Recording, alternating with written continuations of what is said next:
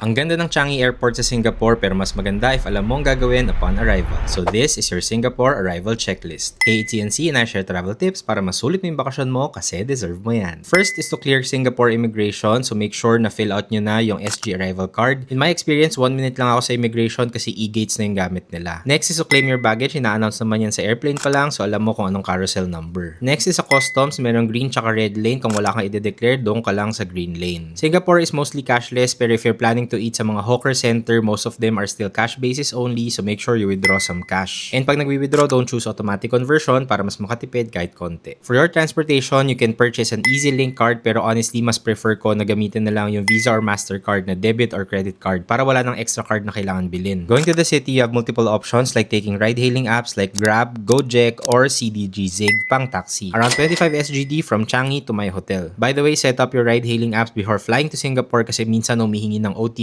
to link your credit card. If you're a big group with kids or seniors, you might want to take private airport transfers that you can also book via Klook. Use na lang the discount para medyo makatipid. But the cheapest way to get to the city is actually via train. Madali lang naman siya. Yung MRT connected sa Terminal 3. So kung nasa ibang terminal ka, you might have to take the bus or the SkyTrain to T3. Fare is only around 2.5 SGD per head, so sobrang mura. Next is our full hotel tour and recommendation. More travel soon!